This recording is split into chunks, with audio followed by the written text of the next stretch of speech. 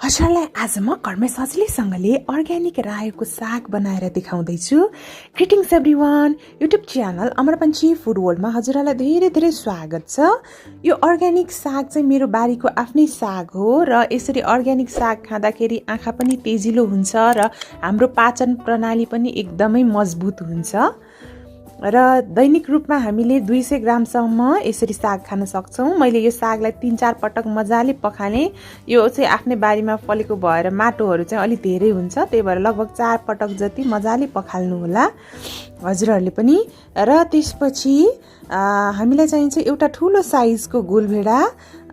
मैले नुनको सट्टामा बिरे नुन आधा चम्चा युज गरेकी छु, रातो धुलो खुर्सानी आधा चम्चा, 2वटा रातो खुर्सानी, चप गरेको लसुन 2वटा जति र जिरा आधा चम्चा लिएकी छु है।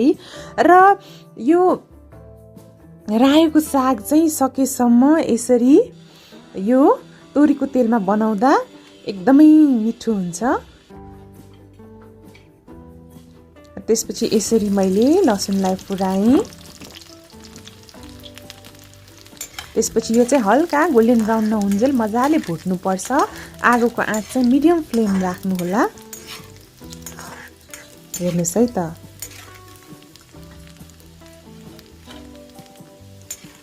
त्यसपछि 2वटा रातो खुर्सानी पनि यसैमा राख्दैछु। हल्का यो गोल्डन ब्राउन हुन थालिसकेपछि र जिरा पनि राखिदिएँ।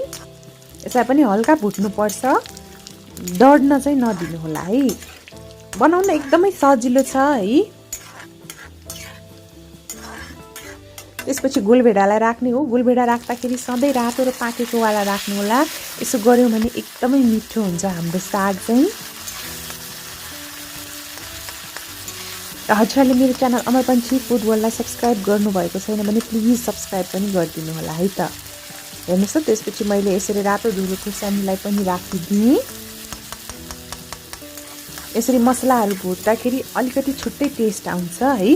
यो रेसिपीलाई हजुरहरूले खाना, रोटी, नान, परोठा जेसँग खानु भए पनि हुन्छ। मलाई चाहिँ रोटीसँग एकदमै मिठो लाग्छ है। र यतिको भइसकेपछि चाहिँ मैले साग राखेँ। र साग राखिसकेपछि हामीले एउटा कुरा के ध्यान दिनुपर्छ भन्दाखेरि नुन पनि राखेँ मैले। र साग राखिसकेपछि हामीले 2 मिनट मात्रै पकाउने हो। सागलाई धेरै पकाउँदाखेरि चाहिँ यसमा भएको पौष्टिक तत्त्वहरू नष्ट हुन्छ। ठ्याक्कै 2 मिनट मात्रै पकाउनु होला, तुरुन्तै पाक्छ यो साग चाहिँ है। यस्तो धेरै समय चाहिँ लाग्दैन, मजाले कन्टिन्यू चलाउनु होला। मसला सबैतिर लाग्यो भने मात्रै साग मिठो हुन्छ है। हेर्नुहोस् त, कति सजिलैसँगले यो साग पाक्दैछ हाम्रो। एकदम नौलो खालको टेस्ट पाउन सक्नुहुन्छ यो सागमा चाहिँ है। नर्मली बालबालिकाहरूले साग खान त्यति रुचाउँदैनन्। यो तरिकाबाट खुर्सानी नहालिकन बनाइदिनु भयो भने पक्कै पनि तपाईँहरूको बालबालिकाहरूले पनि एकदमै साग खाएर इन्जोय गर्नेछन्। र हाम्रो साग बिस्तारै बिस्तारै पाक्दैछ। ठ्याक्कै 2 मिनटपछि मैले ग्यास चाहिँ अफ गर्दैछु है।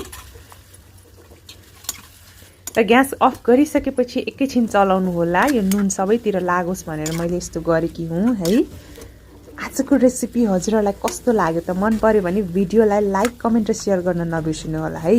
साथसाथै मेरो च्यानल अमरपन्ची फुड वर्ल्डलाई सब्सक्राइब पनि गरिदिनु होला। अब म हजुरहरूलाई सर्भ गरेर देखाउँछु कस्तो खाउँ खाउँ लाग्दो भइसकेको छ साग। हेर्नुहोस् है त, वाउ।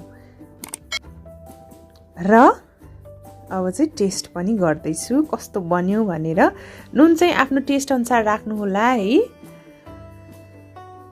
र एकदमै स्वादिलो बनेको छ। पक्कै पनि हजुरहरूले आफ्नो किचनमा एकचोटि ट्राई गर्नुहुन्छ भनेर आशा गरेकी छु। Thank you so much for watching. Have a nice day. साथसाथै मेरो च्यानल अमरपन्ची न्युमेरोलोजीलाई पनि सब्सक्राइब गरिदिनु होला।